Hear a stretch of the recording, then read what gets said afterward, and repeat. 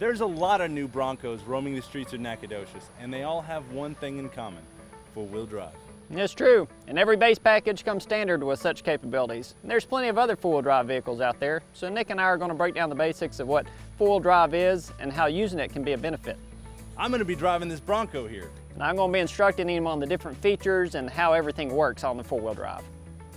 So Nick, on this approach, go ahead and make sure your axles are unlocked because since you are turning right now, we're going to actually need the outside tire to turn faster than the inside tire, which is how open differentials work. When you have a locked differential, it definitely gives you more traction, but it would put it in a bind since you're not going in a straight line. So let's go ahead and attack this. Go nice and slow. I'm still in 4 low. Still in 4 low. 4 low's good. The slower the better. This is a perfect example why open differentials are good. Because as you're turned, your outside tire has to spin faster than your inside tire. So you don't want to be locked. If you're going in a straight line, it wouldn't put it in a bind. But the fact that you're there, have good traction, not slipping, it's better to have an open differential. This is log crawl, so pretty much keep it in 4-wheel drive low, try to keep it straight, but you don't need lockers on this. We'll just do open differentials. So come in nice and slow, and you're coming up right now. Okay, slow. All right, go ahead and come on up. Give it a little bit of gas, a little bit more. Perfect. Perfect speed, slow it back down. Good, that way you're not bouncing around. Okay, go ahead and keep that speed and your rear end should pop right up.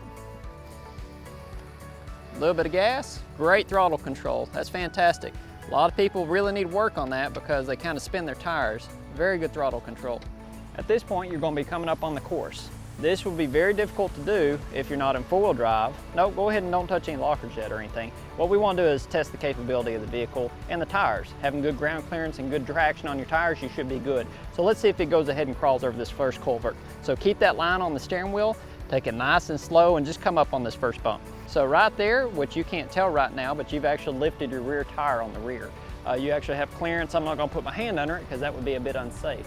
But this is a good example of now when you start to turn a little bit further, if you don't have good traction, with open differentials, traction goes to the path of least resistance. So that tire might actually spin and we may have to engage a locker. Okay, let's go ahead and come straight. Nice and slow because you're coming up in the rear. All right, let's try that line right there. Same deal, nice and slow. So okay, let's go ahead and come up. At this point, we may start to spin some tires. Okay, stop there, stop there. Perfect example, that tire spinning right there, so you don't have traction.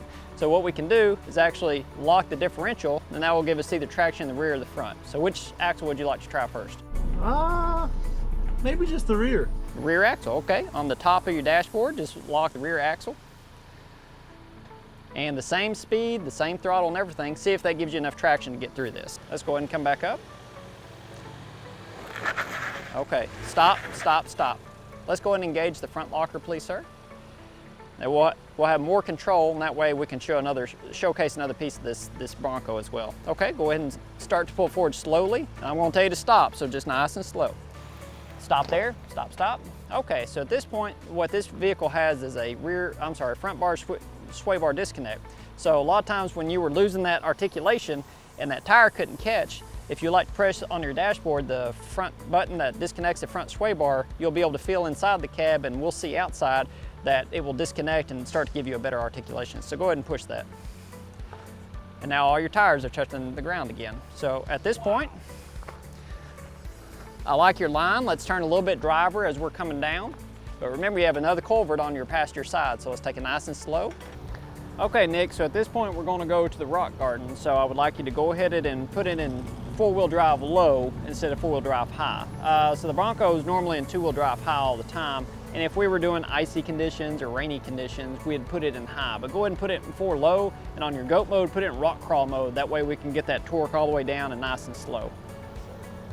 And if you'll notice on a Bronco, I'm just kind of talking to the folks at home now, you've got the recovery points on the front of this vehicle, and you've got recovery points on the rear. And that's really necessary before you go off-roading, because sometimes you get in a pickle and you don't know if you're going to be able to get them out from the front or the rear. So go ahead and keep nice throttle control and start to come over these bumps. You're doing great. It's a great line. So keep coming. Constant throttle, a little bit more, a little bit more. So let's go ahead and do this. All right, very stop there. Perfect, love it.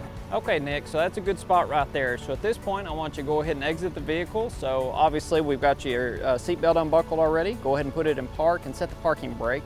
and you can keep it running at that point and you'll be good to go. So if you want to learn more about your four-wheel drive vehicle, come out to one of the SORAC's events or come out to our test course. Join the club. We go on lots of grand adventures that put your vehicle to work in real time. You can follow SORAC on Facebook and Instagram at the links seen on your screen. And for more Tipton tips on how you can spend less, drive more, stay up to date with Tipton Ford's social channels.